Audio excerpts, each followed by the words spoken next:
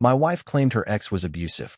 I discovered she had falsely accused him to gain advantage in their divorce and is planning to do the same with me and filed for divorce. So, I anonymously sent the proof to her ex's lawyer. 3 weeks later, her ex's lawyer was aggressively calling about perjury charges. I, 34M, thought I knew my wife. After 3 years of marriage, I believed I understood the woman who would cry during commercials featuring rescue dogs and who insisted on checking on elderly neighbors during snowstorms. The woman who told me heart-wrenching stories about her abusive ex-husband and how he had terrorized her throughout their 5-year marriage. Everything changed on a Tuesday afternoon when I came home early from work with a migraine. I walked into our home office looking for some aspirin when I noticed her laptop was still open. The screen displayed what appeared to be a messaging app one didn't recognize. My wife was in the shower, and normally I would never invade her privacy, but something about the conversation visible on the screen made me pause.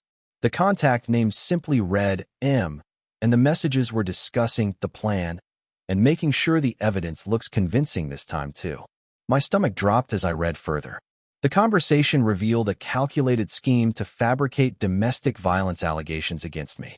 My wife was discussing with this mysterious contact how to stage photos of bruises, what stories would be most believable, and how to ensure maximum financial gain in our impending divorce that I apparently knew nothing about. But that wasn't the worst part. As I scrolled up through weeks of messages, I discovered the horrifying truth about her previous marriage. Every story she had told me about her ex-husband's abuse was fabricated.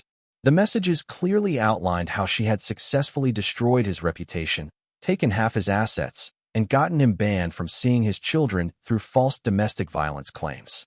My hands shook as I read message after message detailing her proud recounting of ruining an innocent man's life. She bragged about how easy it had been to manipulate the system, how readily everyone believed a crying woman, and how she was planning to use the same playbook with me. I heard the shower turn off upstairs. My mind raced as I quickly took photos of the conversation with my phone, making sure to capture enough evidence to tell the complete story. I closed the laptop and retreated to the kitchen, trying to appear normal while my world crumbled around me. That evening, she acted completely normal. She asked about my day, complained about her co-workers' incompetence, and suggested we watch a movie together, all while planning to destroy my life with false accusations that could land me in prison and ruin my career forever. Over the next few days, I conducted my own investigation. I found the contact information for her ex-husband's divorce attorney through public records. I also discovered that her ex was still fighting the restraining order she had obtained against him and was desperately trying to see his children, who had been told their father was a dangerous man. The weight of what I had discovered consumed me. This wasn't just about my marriage ending or even about the false accusations she planned to level against me. An innocent man's life had been destroyed, and his children had been weaponized against him based on complete lies. I made copies of everything I could find: text messages, emails, even voice recordings she had made practicing her testimony for court. My wife had been meticulous in her planning, which ironically provided me with comprehensive evidence of her deception. A week after my discovery, she finally revealed her hand. She approached me with tears in her eyes, claiming she couldn't live in fear anymore. She told me she was filing for divorce and needed space to heal from the trauma I had allegedly inflicted upon her. She even had the audacity to say she hoped I would get the help I needed.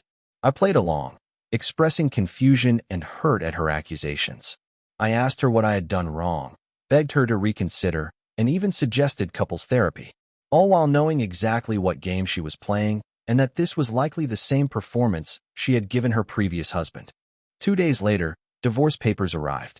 Along with them came a temporary restraining order based on her sworn statement detailing months of emotional and physical abuse that had never occurred. Reading her creative fiction about my alleged violence toward her was surreal. She had crafted detailed scenarios of incidents that never happened, complete with dates and times when I could prove I was elsewhere. The legal system moved quickly once she filed her claims. I was ordered to stay away from our home and had limited access to our joint accounts. Her strategy was working perfectly, just as it had before. But this time, she had chosen the wrong victim. I anonymously compiled all the evidence I had gathered and sent it to her ex-husband's attorney along with a detailed explanation of how the evidence connected to the false claims made during their divorce proceedings. I included screenshots of her current messages about planning to use the same tactics against me, which proved her previous claims had been fabricated. I also sent copies to my own attorney, who immediately began building our defense strategy. The evidence was overwhelming and clearly demonstrated a pattern of using false domestic violence allegations for financial gain in divorce proceedings. 3 weeks after sending the anonymous package, my phone rang while I was staying at a friend's place. My wife was calling, which violated the terms of the restraining order, but I answered anyway. Her voice was panicked and shrill as she demanded to know if I had contacted her ex-husband's lawyer. She accused me of trying to sabotage her divorce case and threatened to file additional charges against me. I calmly denied any involvement while internally celebrating that my plan was working. She then revealed what had happened. Her ex-husband's attorney had contacted the district attorney's office with new evidence of perjury in the original domestic violence case. They were reopening the investigation and considering criminal charges against her for filing false police reports and lying under oath. But that wasn't all. The family court was also reviewing the custody arrangement with her ex-husband, and there was a strong possibility that her children would be removed from her care while the investigation proceeded. The same children she had used as weapons against their father were now at risk of being taken away from her entirely. She was frantic, begging me to help her figure out who could have accessed her private messages. She even suggested that her ex-husband must have hacked her accounts, apparently forgetting that she had bragged to me about changing all her passwords after their divorce specifically to prevent him from having any access to her digital life. I expressed sympathy for her situation while internally marveling at the justice of it all. The woman who had destroyed an innocent man's relationship with his children was now facing the possibility of losing them herself. Update 1. The legal proceedings moved faster than I had anticipated. Within a week of the initial call from her ex's attorney, criminal charges were formally filed against my wife for perjury, filing false police reports, and contempt of court for violating the terms of the original restraining order she had obtained under false pretenses. My own divorce case took an interesting turn when my attorney presented the evidence of her pattern of false accusations. The judge was not amused to discover that the restraining order currently in effect against me was likely based on the same fabricated claims she had used before. She hired a new attorney who attempted to argue that the evidence against her had been obtained illegally. However, since the anonymous tip had led to a legitimate investigation and the evidence was authentic, there was little they could do to suppress it. Meanwhile, her ex-husband was finally granted emergency custody of their children pending the outcome of the criminal investigation. I learned this through court documents that became public record. After 3 years of being denied access to his children, he was finally able to see them again. My wife's carefully constructed world was crumbling rapidly. The home we had shared was now under scrutiny as part of the asset division, and her claims for alimony based on being a victim of domestic violence were thrown out entirely. She made several more attempts to contact me, each time becoming more desperate and accusatory. She was convinced I was somehow behind her downfall and demanded that I confess to whatever I had done. I maintained my innocence while documenting every violation of the restraining order from my attorney. Update 2. 2 months after the criminal charges were filed, my wife accepted a plea bargain. She pled guilty to 2 counts of perjury and 1 count of filing false police reports in exchange for the prosecutor dropping the more serious charges that could have resulted in years in prison. Her sentence included 18 months of probation, 200 hours of community service, and restitution to her ex-husband for the legal fees he had incurred fighting the false charges.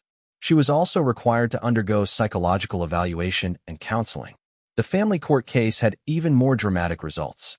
Her ex-husband was awarded primary custody of their children, and she was granted only supervised visitation until she completed a court-mandated parenting program and psychological treatment.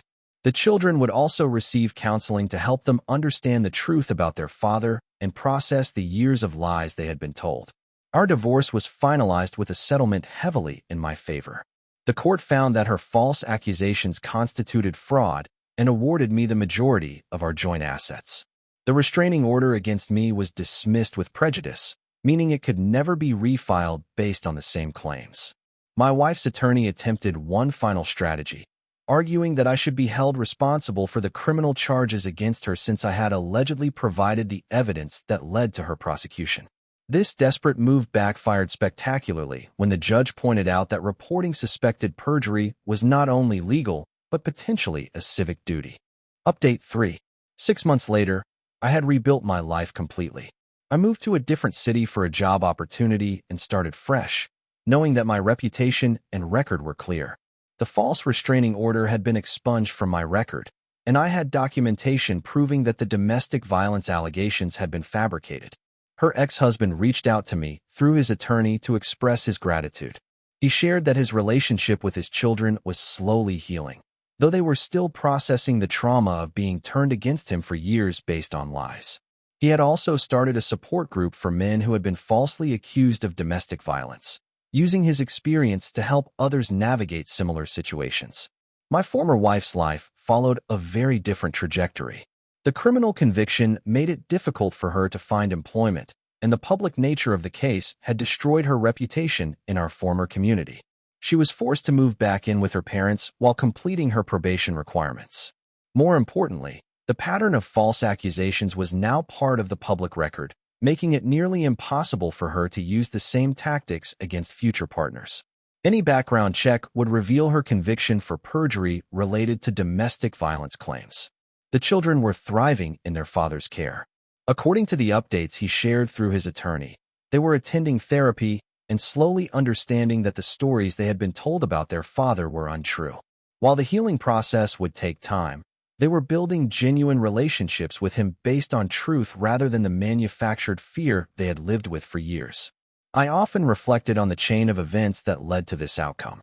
If I hadn't come home early that day, if I hadn't seen those messages, if I hadn't decided to act on what I discovered, an innocent man might still be fighting for access to his children while I became her next victim. The justice system isn't perfect, but in this case, it worked exactly as it should have. False accusations of domestic violence don't just harm the immediate target. They undermine legitimate victims and make it harder for real abuse survivors to be believed and helped. My former wife had weaponized a system designed to protect vulnerable people, turning it into a tool for personal gain and revenge. The consequences she faced were entirely of her own making, brought about by her choice to build a life on lies and manipulation. Looking back, I realized that the signs had always been there. Her stories about her ex had always seemed a bit too dramatic, too perfectly crafted to elicit maximum sympathy. Her reluctance to discuss specifics when pressed, her anger when I suggested she might benefit from therapy to process her trauma, her insistence that her ex was too dangerous to ever be around their children despite his lack of any criminal record. I had chosen to believe her because that's what you do when you love someone. You trust them, you support them, and you take their word about their past experiences. She had counted on that trust and exploited it completely. The anonymous tip that brought everything to light could never be traced back to me. I had been careful to use public computers and anonymous email accounts, and I had never left any digital footprint connecting me to the evidence that destroyed her schemes. Justice had been served not through revenge, but through truth. Her ex-husband got his children back. I avoided becoming another victim of her false accusations, and the legal system gained valuable evidence about how domestic violence claims can be weaponized by manipulative individuals. Sometimes the best revenge is simply allowing someone to face the natural consequences of their own actions. My former wife had built her life on a foundation of lies, and eventually, that foundation crumbled under its own weight. I had simply helped speed up the inevitable collapse by ensuring the truth came to light. The experience taught me valuable lessons about trust, verification, and the importance of standing up for truth even when it's difficult or dangerous. Most importantly, it showed me that sometimes the most effective way to protect yourself and others is to ensure that the truth has a voice, even if that voice must remain anonymous. Her reign of terror through false accusations was over, and she would spend the rest of her life dealing with the consequences of her choices. Meanwhile, her children had their father back. I had my freedom and reputation intact, and the justice system had one more piece of evidence about how easily it could be manipulated by those willing to lie under oath. The story served as a reminder that truth, while sometimes slow to emerge, has a way of eventually surfacing. And when it does, it brings with it a justice more complete and satisfying than any revenge could ever provide.